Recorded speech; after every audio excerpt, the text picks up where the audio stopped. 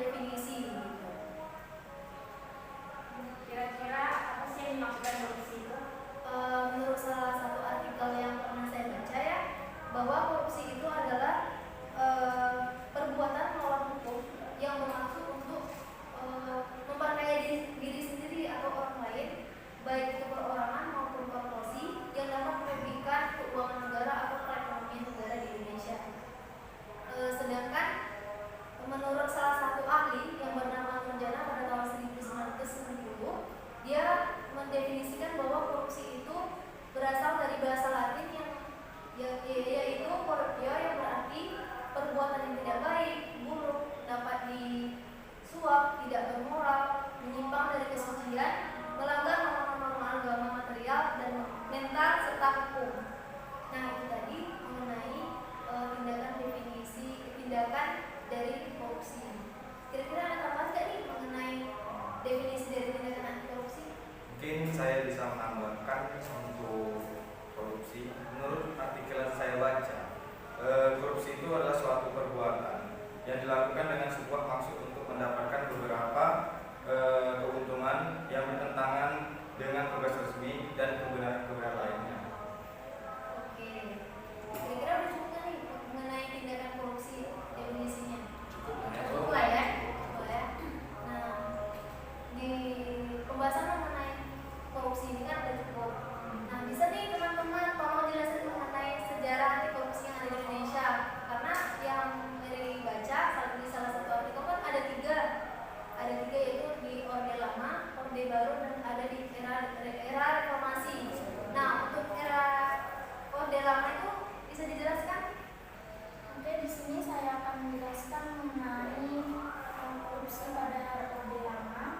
Menurut artikel yang saya baca, tindakan korupsi yang terjadi pada masa Orde Lama masih sedikit, namun menurut Jenderal Arya Nasution bahwa pengumuman hasil korupsi yang lengkap sebagian besar hanya diserahkan dan dilaporkan pada pihak yang berwenang, yaitu pihak kejaksaan. Kasus-kasus korupsi yang terjadi di Orde Lama kebanyakan terjadi karena kurangnya pengawasan dari atasan yang terhadap bawahannya, sehingga banyak orang-orang yang tidak bertanggung jawab yang memanfaatkan situasi tersebut untuk mendapatkan keuntungan pribadi. Hal tersebut bisa terjadi dikarenakan di Orde Lama kondisi Indonesia yang masih baru merdeka menyebabkan sistem pemerintahan yang ada di Indonesia masih kurang stabil. Salah satu upaya pemerintah Orde Lama dalam mengenai korupsi adalah dengan membentuk suatu badan anti korupsi. Oke, tadi kan sudah dijelaskan nih sama Pak Bade mengenai sejarah korupsi pada Orde Lama. Kira-kira ada tambahan lagi nggak? Mungkin saya bisa menambahkannya untuk di Orde Lama, yaitu menurut artikel yang saya baca itu ada 4 poin ya. Yang poin pertama itu dibentuknya pemberantasan korupsi dengan nama PARAN, yang artinya Panitia Paling Aparatur Negara, yang dipimpin oleh H.H. Nasution, yang mewajibkan para pejabat untuk mengisi formulir harta kekayaan. Dan poin kedua yaitu pada tahun 1963 melalui keputusan Presiden No. 275 pemberantasan korupsi digalakkan, yaitu tugasnya meneruskan kasus korupsi di meja peradilan atau operasi bukti. Dan poin ketiga yaitu sasarannya adalah perusahaan dan lembaga negara. Dan poin keempat yaitu pemberantasan korupsi masa itu mengalami stagnasi. Mungkin itu saja yang bisa saya tambahkan. Nah, tadi kan udah dijelaskan nih mengenai sejarah anti korupsi di era Orde Lama, selanjutnya di era Orde Baru. Kira-kira siapa yang bisa dijelaskan, Rizky? Dari beberapa artikel yang saya baca, untuk masa Orde Baru dibentuk tim pemberantasan korupsi atau yang disingkat dengan TPK yang diketuai oleh Jaksa Agung. Pada tahun 1970, ketidakseriusan TPK dalam memberantas korupsi seperti komitmen Soeharto, mahasiswa dan pelajar melakukan unjuk rasa memprotes keberadaan TPK. Lalu dibentuklah Komite 4 beranggotakan tokoh-tokoh tua yang dianggap bersih dan berwibawa seperti Profesor Johannes, I.J. Kasimo, Mr. Wilopo, dan Jokro Winoto. tugas utamanya adalah membersihkan antara lain Departemen Agama, Bulog, Siti Wadidin, PT Mantras, Telkom, dan Pertamina. Namun, komite ini hanya dijuluki macan ompong karena hasil pertemuannya tentang dugaan korupsi di Pertamina tak direspon oleh pemerintah. Baik, ada tambahan lagi mengenai sejarah anti korupsi di Orde Baru. Baik, saya akan sedikit menambahkan perusahaan-perusahaan negara seperti Bulog, Pertamina, Departemen Kehutanan banyak disorot masyarakat karena dianggap sebagai sarang korupsi. Maraknya gelombang protes dan unjuk rasa dilakukan mahasiswa akhirnya ditanggapi Soeharto. Ketika Laksamana Sudomo diangkat sebagai Panglima Operasi Pemulihan Keamanan dan Ketertiban, dibentuklah OPTIS, Operasi Tertib, dengan tugas antara lain juga memberantas korupsi.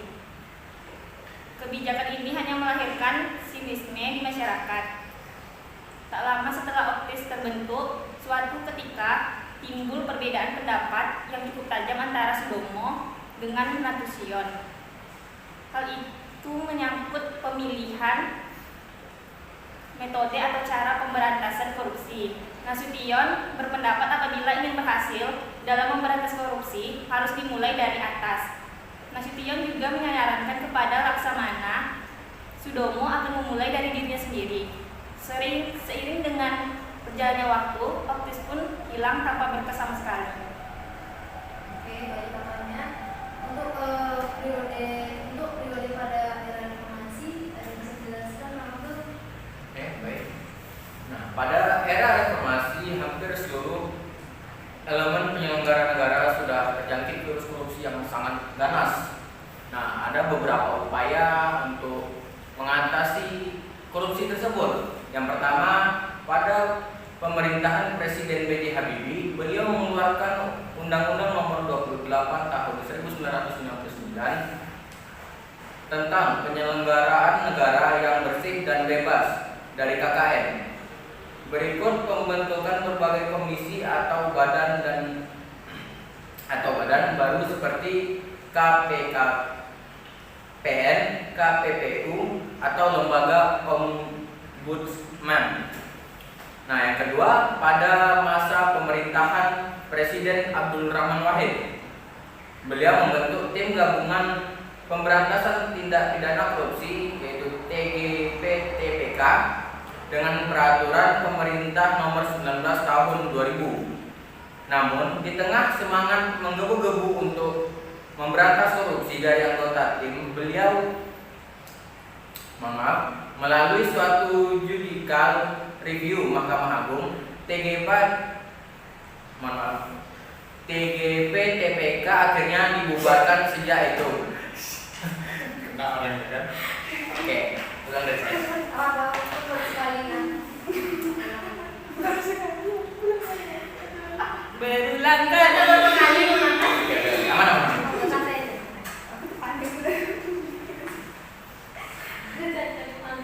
Ulangan dari Mary. Ini cocoknya dulu. Wih, kan sudah selesai. Reformasi. Baik, untuk pandu Oh, next sekali. aku lagi coba. Habis itu bilang.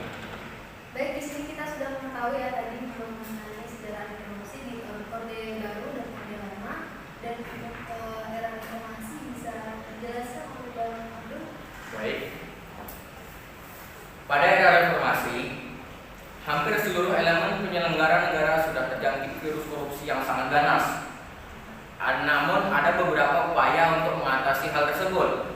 Yang pertama, pada pemerintahan Presiden B.J. Habibie, beliau mengeluarkan Undang-Undang Nomor 28 Tahun 1999 tentang penyelenggaraan negara yang bersih dan bebas dari KKN, korupsi, kolusi, dan nepotisme. Berikut pembentukan berbagai komisi atau badan baru seperti KPKPN, KPPU, atau lembaga Ombudsman.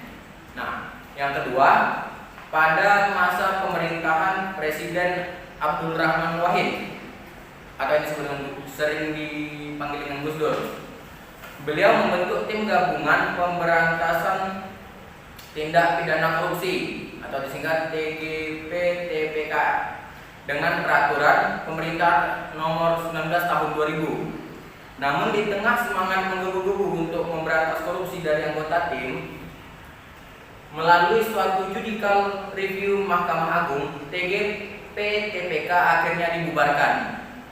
Sejak itu, Indonesia mengalami kemunduran dalam upaya pemberantasan KKN. Sekian dari saya, terima kasih. Nah, tadi kita sudah mengetahui mengenai definisi dari tindakan anti korupsi dan sejarah anti korupsi yang ada di Indonesia. Selanjutnya, langsung saja kita simpulkan ya mengenai kedua penjelasan tadi, bahwa korupsi itu telah mempengaruhi kehidupan ketatanegaraan yang merusak sistem perekonomian negara dan masyarakat yang dalam skala yang besar. Pelaku perbuatan yang dipandang koruptif itu tidak terjangkau oleh undang-undang yang ada dan selalu berlindung di balik asas legalitas karena umumnya dilakukan secara terorganisir oleh mereka yang memiliki karakteristik high level and status dalam kehidupan masyarakat. Sekian itulah